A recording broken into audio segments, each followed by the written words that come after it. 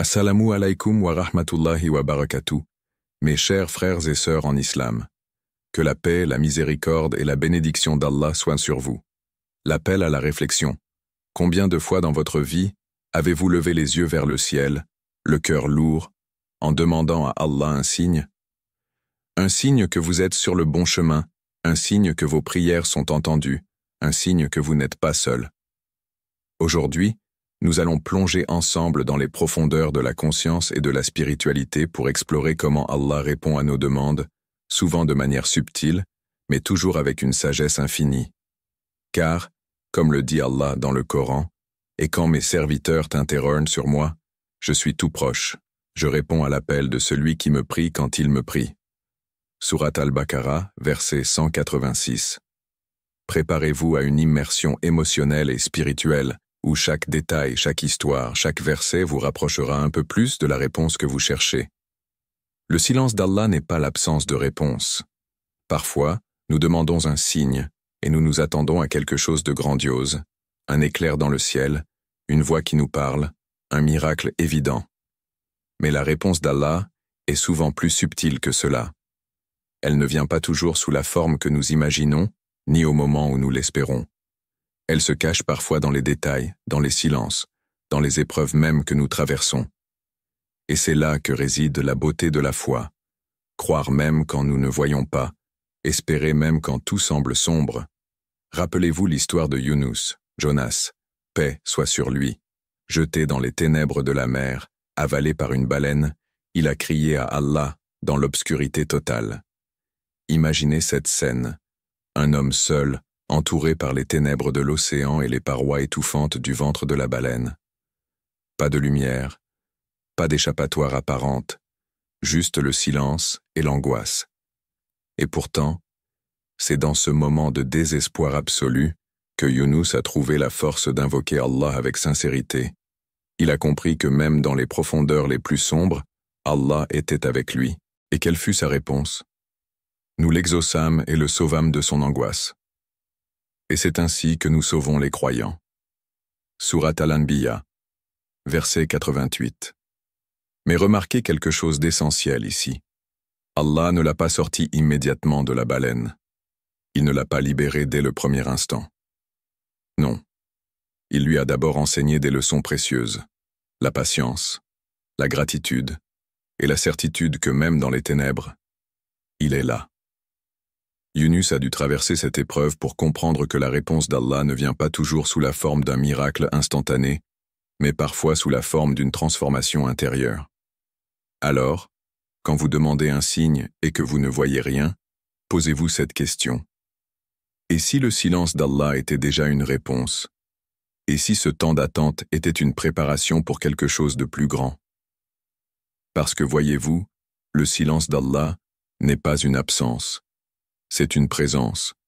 C'est une manière de nous dire « J'entends tout, je vois tout, et je prépare tout pour toi. » Mais nous, dans notre impatience, nous voulons des réponses immédiates, des solutions rapides. Nous oublions que le temps d'Allah est parfait, que son plan est infaillible. Pensez à un potier qui façonne une pièce d'argile. Il ne précipite pas le processus. Il prend son temps, tourne la roue avec soin, enlève les imperfections et laisse la pièce sécher avant de la mettre au four. Si vous lui demandez « Pourquoi prends-tu autant de temps ?» il vous répondra « Parce que chaque étape est nécessaire pour créer quelque chose de beau et de durable. » Allah agit de la même manière avec nous. Chaque épreuve, chaque moment d'attente, chaque silence est une étape nécessaire pour nous façonner, pour nous préparer à recevoir ce qui est meilleur pour nous. Et c'est là que réside la sagesse du silence d'Allah. Il ne nous abandonne pas. Il nous éduque. Il ne nous ignore pas. Il nous prépare. Parce que parfois, ce que nous demandons n'est pas ce dont nous avons vraiment besoin. Nous voulons une réponse rapide, mais Allah nous donne une solution durable.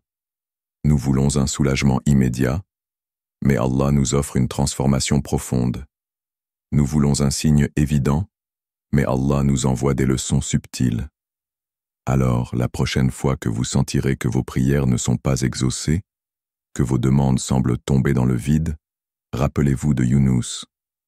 Rappelez-vous que le silence d'Allah est une réponse en soi.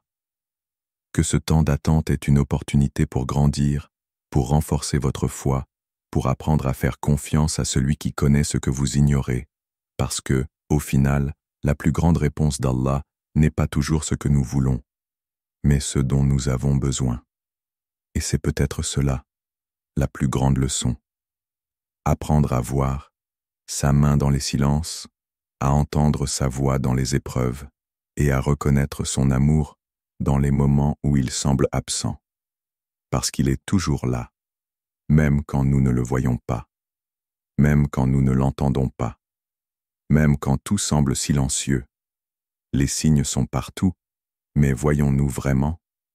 Allah dit dans le Coran, « Nous leur montrerons nos signes dans l'univers et en eux-mêmes, jusqu'à ce qu'il leur devienne évident que c'est cela la vérité. » Sourate Fussilat, verset 53. Ces mots résonnent comme un rappel puissant. Les signes d'Allah ne sont pas cachés.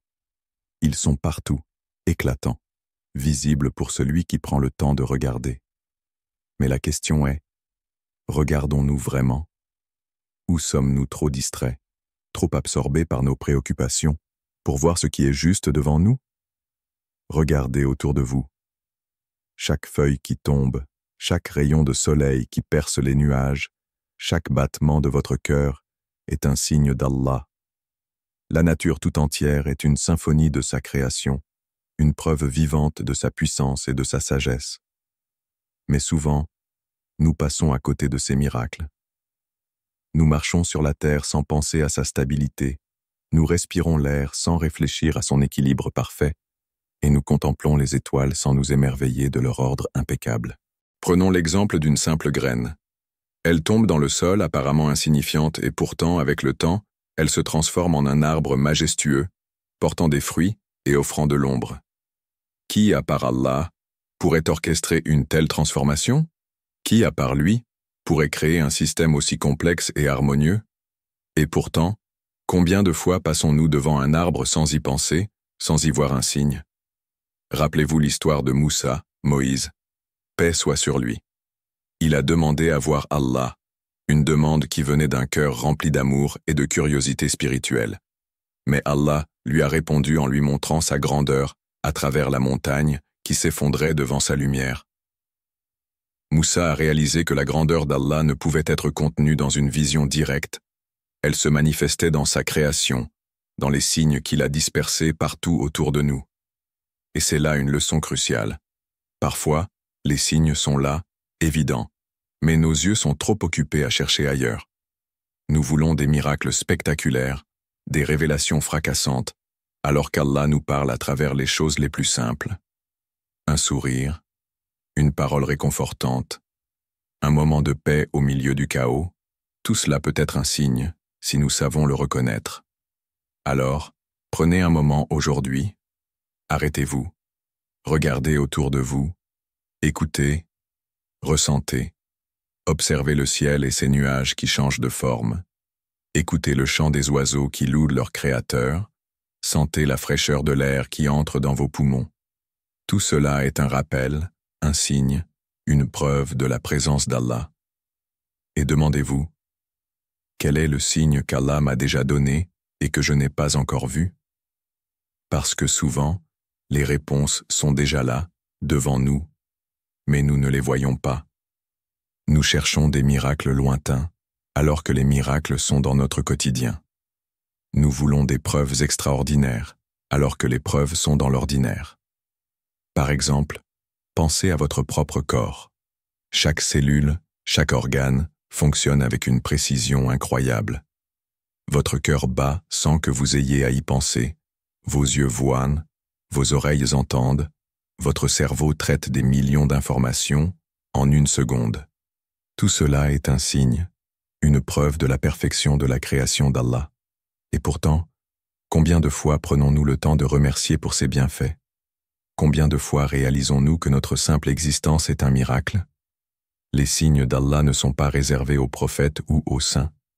Ils sont accessibles à chacun d'entre nous, à condition que nous ouvrions nos yeux, nos cœurs et nos esprits.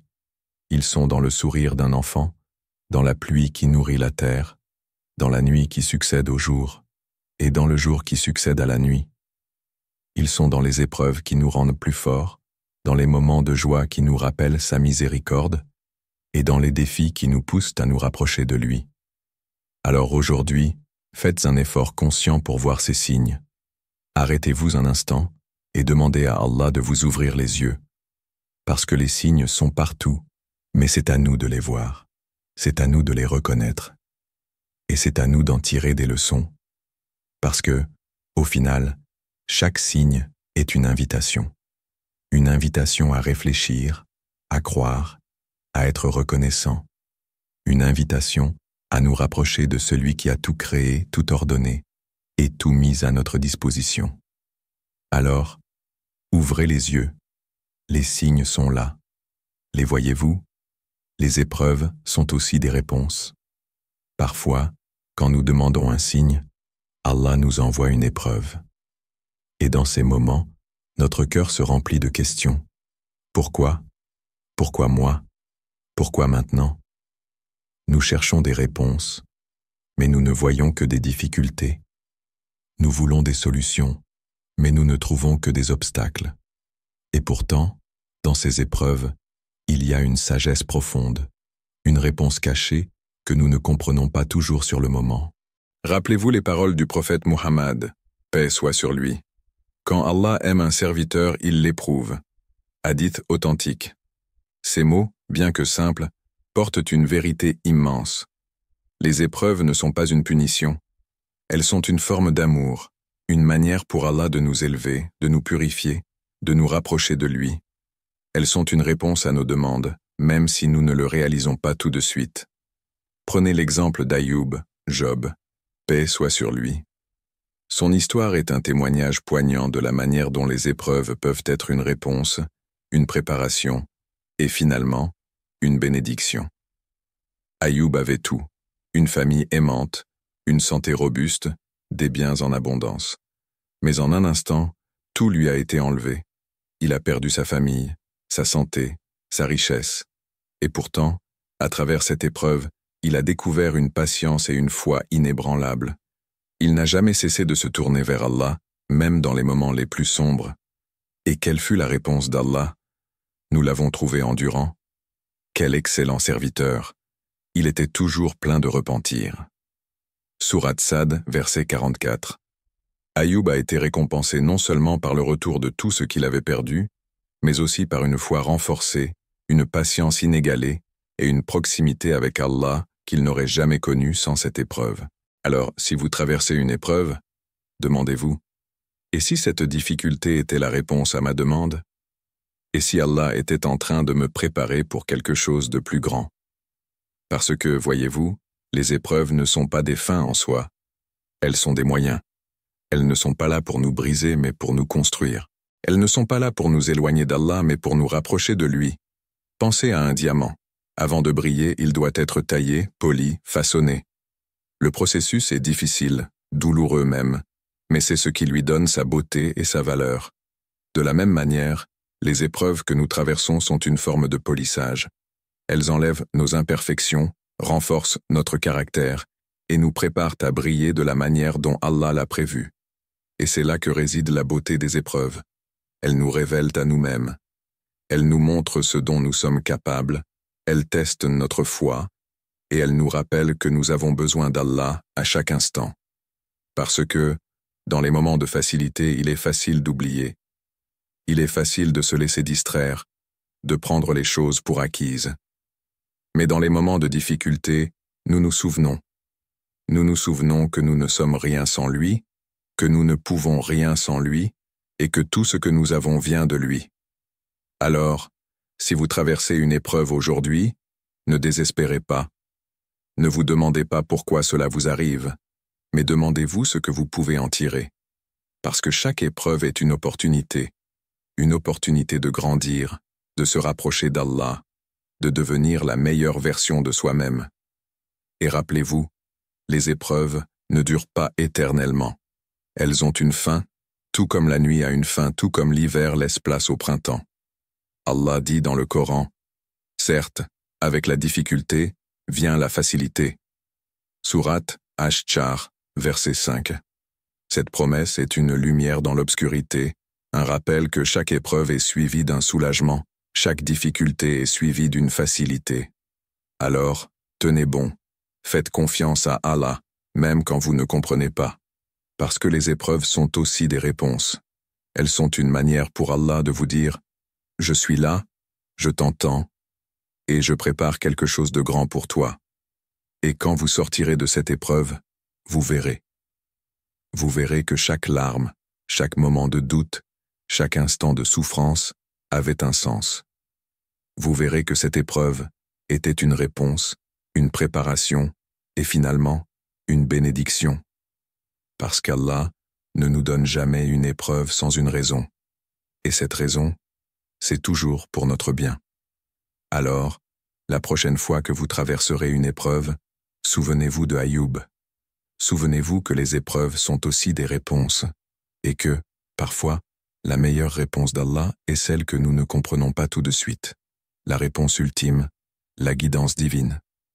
La plus grande réponse qu'Allah puisse nous donner, c'est sa guidance. Car, comme il le dit dans le Coran, « Quiconque Allah guide, c'est lui le bien guidé. Et quiconque il égare, tu ne trouveras pour lui aucun allié pour le guider. » Sourate Al-Kahf, verset 17. Ces mots résonnent comme une vérité absolue. Sans la guidance d'Allah, nous sommes perdus. Sans sa lumière, nous marchons dans les ténèbres. Et c'est pourquoi la guidance divine est la réponse ultime à toutes nos demandes, à toutes nos quêtes, à toutes nos prières. Rappelez-vous l'histoire du prophète Ibrahim Abraham, paix soit sur lui. Dès son plus jeune âge, il a cherché la vérité. Il a questionné les étoiles, la lune, le soleil, cherchant un signe, une preuve de l'existence du Créateur.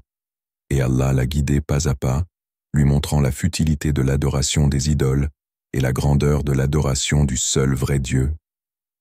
Ibrahim n'a pas trouvé la vérité en un instant.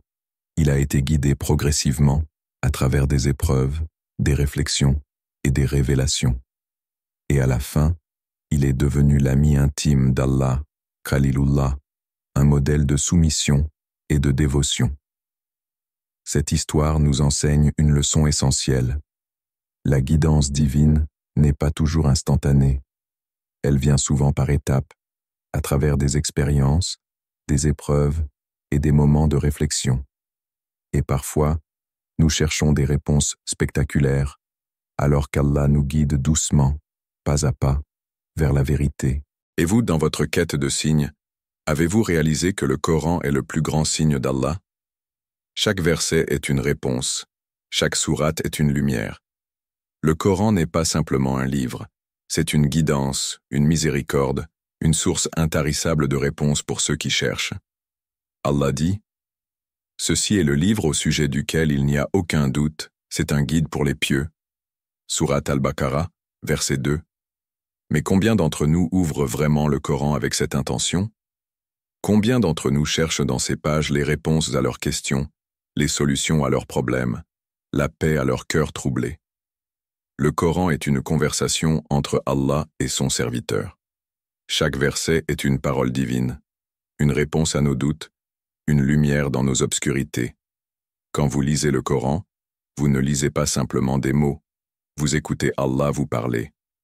Et dans cette conversation, vous trouverez tout ce dont vous avez besoin, des conseils pour vos épreuves, des réconforts pour vos peines, des orientations pour vos décisions. Alors, ouvrez le Coran, lisez, méditez, et vous verrez que les réponses que vous cherchez sont déjà là, attendant que vous les découvriez. Parce que la guidance divine ne se limite pas à des signes extérieurs ou à des miracles spectaculaires. Elle est là, dans les pages du Coran, dans les paroles d'Allah, dans les enseignements du prophète Muhammad, paix soit sur lui. Mais la guidance ne vient pas sans effort. Elle demande de l'engagement, de la réflexion et une volonté sincère de chercher la vérité. Allah dit, « Et quant à ceux qui luttent pour notre cause, nous les guiderons certes sur nos sentiers. » Sourate Al-Ankabut, verset 69. Cela signifie que la guidance est une récompense pour ceux qui cherchent activement, qui luttent contre leurs doutes, qui s'efforcent de se rapprocher d'Allah. Et c'est là que réside la beauté de la guidance divine. Elle est à la fois un don et une responsabilité. Allah nous guide, mais c'est à nous de faire les pas vers lui. C'est à nous d'ouvrir le Coran, de réfléchir à ses signes, de mettre en pratique ses enseignements. Alors, si vous cherchez des réponses, commencez par le Coran. Lisez-le avec un cœur ouvert, un esprit attentif et une intention sincère. Parce que dans ces pages, vous trouverez non seulement des réponses, mais aussi une paix, une clarté et une connexion avec Allah que rien d'autre ne peut offrir. Et rappelez-vous, la guidance divine n'est pas réservée à quelques-uns. Elle est accessible à tous, à condition que nous la cherchions avec sincérité. Allah dit, « Et quand mes serviteurs t'interrogent, sur moi, je suis tout proche. Je réponds à l'appel de celui qui m'invoque quand il m'invoque. » Sourate Al-Baqarah, verset 186. Alors, invoquez-le, cherchez sa guidance, et vous verrez que les réponses que vous cherchez sont déjà là, attendant que vous les découvriez. Parce qu'au final, la plus grande réponse d'Allah, c'est sa guidance. Et cette guidance, elle est à portée de main. Il suffit de tendre la main, d'ouvrir le Coran et de laisser Allah vous montrer le chemin. Le signe est en vous. Vous avez demandé un signe. Et aujourd'hui, vous avez compris que la réponse d'Allah est partout, dans le silence, dans la nature, dans les épreuves, dans le Coran, et surtout, dans votre cœur. Car, comme le dit Allah, n'avons-nous pas ouvert pour toi ton cœur? Sourate Ash-Shar, verset 1. Alors, la prochaine fois que vous demanderez un signe, souvenez-vous, la réponse est déjà en vous. Il suffit de regarder, d'écouter et de croire. Et si cette vidéo vous a touché, c'est peut-être aussi un signe qu'Allah vous parle, ici et maintenant. Alors, qu'allez-vous faire de cette réponse? Fin. Écran noir avec le texte. Et votre Seigneur dit, « Invoquez-moi, je vous répondrai. » Sourate Ghafir, verset 60. Chers frères et sœurs en islam, n'oubliez pas encore de liker cette vidéo et de vous abonner sur cette chaîne. Qu'Allah vous bénisse.